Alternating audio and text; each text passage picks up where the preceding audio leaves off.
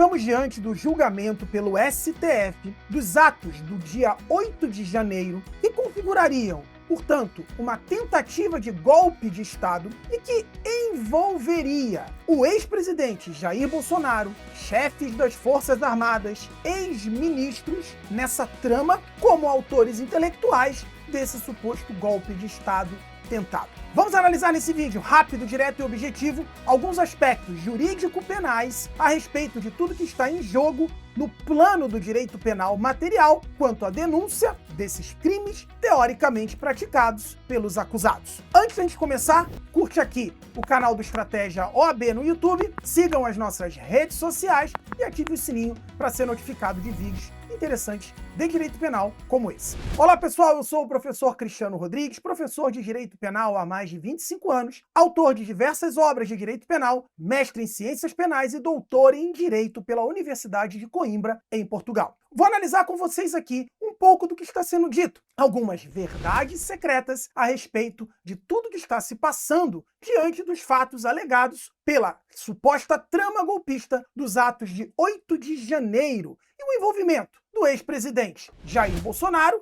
e diversos outros chefes de Forças Armadas e ministros de Estado nessa situação toda. Bom, diante da denúncia e daquilo que está sendo julgado pelo STF, dois crimes merecem destaque. O primeiro deles, do artigo 359-L, que é o crime de abolição violenta do Estado Democrático de Direito, que caracteriza-se por tentar, com emprego de violência ou grave ameaça, abolir o Estado Democrático de Direito. Este é um crime específico que nós vamos falar já na sequência, que tem uma característica específica também. É um crime chamado de crime de atentado. Vamos ver o segundo crime, que também, dentre os outros, mas os dois principais são esses, também está sendo atribuído ao presidente, ao ex-presidente Jair Bolsonaro, os chefes de Forças Armadas e aqueles que estão em julgamento nesse momento. O crime de golpe de Estado, do artigo 359-M do Código Penal, que se caracteriza por tentar depor, mais uma vez, por meio de violência ou grave ameaça, o governo legitimamente constituído. Muito bem, aqui também estamos diante daquilo que a doutrina chama de crime de atentado. E aqui vem a primeira verdade secreta. A narrativa que está sendo apresentada diz que, por ser um crime de atentado, basta tentar depor o governo ou abolir o Estado Democrático de Direito para que o crime esteja consumado. Não há necessidade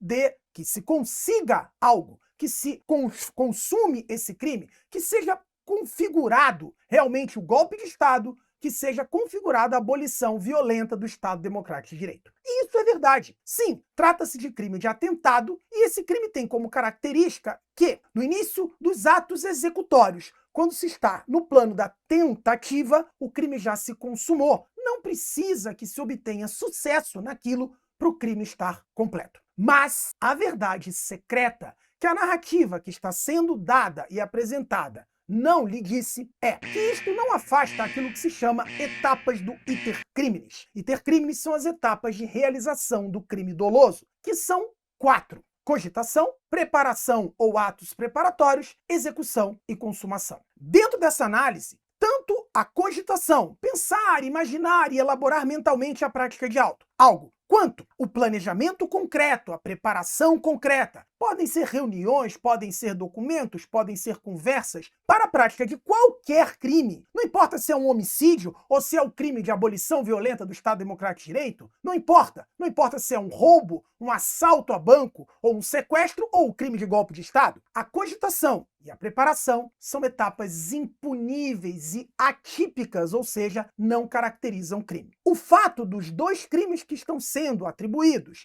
a esses réus serem crimes de atentado não fazem com que atos preparatórios possam ser punidos. É necessário que se demonstre, com matéria probatória concreta, que foi iniciado o ato executório de tomada do poder através de meio violento e grave ameaça. Ok, então não confundam crime de atentado com punição de ato preparatório. Essa é a primeira verdade secreta para que você reflita. Segundo ponto. Sim, os atos de 8 de janeiro, aquela baderna, aquela entrada nos prédios públicos por uma turba por um grupo desordenado de pessoas que invadiram e praticaram, sim, crime de dano qualificado ao patrimônio público, dano ao patrimônio da União, e isso é inquestionável. Agora, quando você vem atribuir a esta conduta o crime de abolição violenta do Estado Democrático de Direito e o crime de golpe de Estado,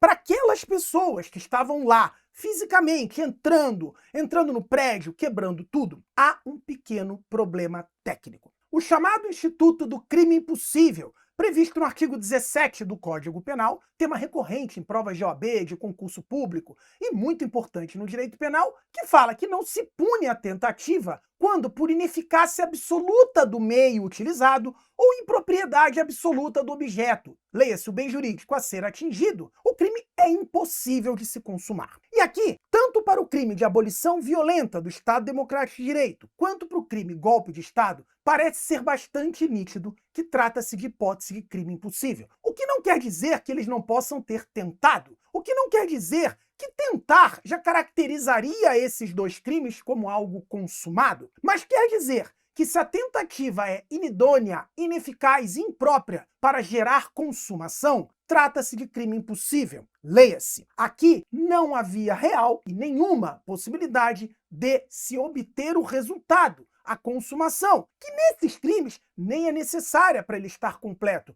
mas que precisa ser possível. E curiosamente, das duas formas de crime impossível, a gente pode começar com a primeira, que é a ineficácia absoluta do meio. Vejam, aquele grupo de pessoas não estavam apoiadas, suplantadas, apoiadas e com suporte de armas, de forças armadas, de grupos paramilitares, sequer tinham armas. Sim, eram violentos, entraram, quebraram, mas tinham paus, pedras, garrafas. Não foi demonstrado que havia nenhum instrumento e nenhuma forma capaz minimamente de tomar qualquer poder de Estado e muito menos de conseguir qualquer abolição violenta de Estado Democrático de Direito. Mais ainda, a entrada se deu em prédios vazios, em um domingo, onde nenhuma autoridade importante, nem do STF, nem da Câmara dos Deputados, da Assembleia, estava presente. Eram prédios vazios, que foram invadidos, deteriorados, mas que não caracterizavam objeto o Estado Democrático de Direito ou um governo legitimamente instituído,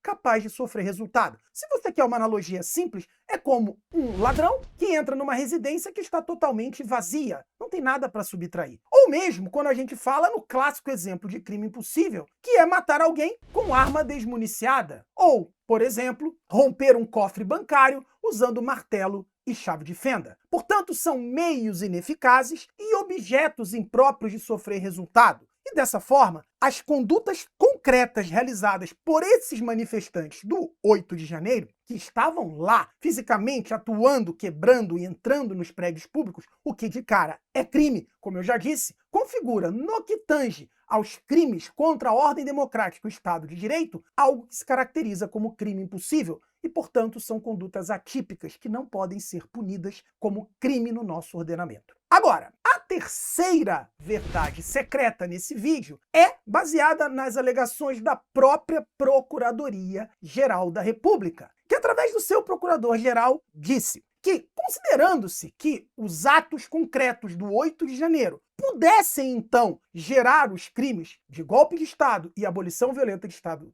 Democrático de Direito, teríamos o ex-presidente Bolsonaro e os chefes de forças armadas e ex-ministros, os réus desse processo, como autores intelectuais e mandantes dessas ações. E, portanto, eles deveriam e poderiam responder por esses dois crimes, o de abolição violenta do Estado Democrático de Direito e o crime de golpe de Estado. O problema é que o próprio procurador-geral e a própria denúncia afirmam que não há nenhum documento, nenhuma prova concreta, nenhuma ordem gravada, nem do ex-presidente Bolsonaro, nem dos demais réus, que ordenasse, comandasse, orientasse aqueles atos. E ele alega que isso não é necessário, que basta o posicionamento público contra o Estado Democrático de Direito constituído, contra as eleições, contra o novo governo, alegando que houve fraude, alegando que aquilo não é justo, alegando que há corrupção. As posições, não só do ex-presidente, mas como dos demais envolvidos, seriam suficientes para vinculá-los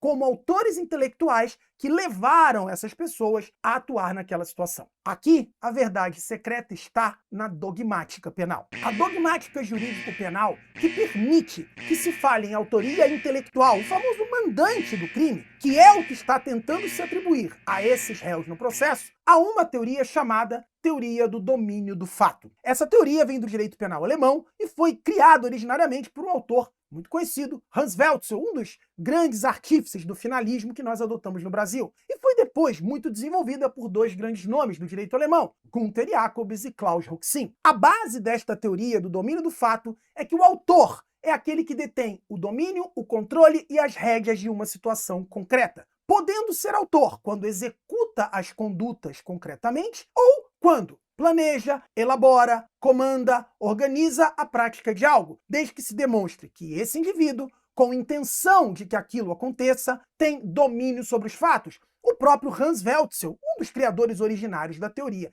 que é adotada pelo STF hoje no Brasil, dizia que o autor, que pode ser o autor intelectual, indireto, ou até mesmo chamado autor mediato, quando a gente trabalha com esses conceitos de quem não está praticando o verbo, mas controla a situação, é aquele que tem as rédeas da situação. E esse termo é usado na própria dogmática alemã. Rédeas significa estar sob o comando e o controle. E para isso é necessário que esse sujeito ou esses sujeitos, autores intelectuais considerados mandantes, tenham comando, controle e manifestação direta para os seus executores de conduta, aqueles que vão praticar a ação em si, atuarem. Quando você não vincula nenhum tipo de ordem, nenhum tipo de comando, nenhum tipo de orientação direta para que se faça alguma coisa, não é possível dizer que alguém tem domínio sobre fatos e é autor intelectual de qualquer crime que seja apenas por se manifestar a respeito de uma situação, apenas por ter um posicionamento ou por entender algo. É quase que como se você disser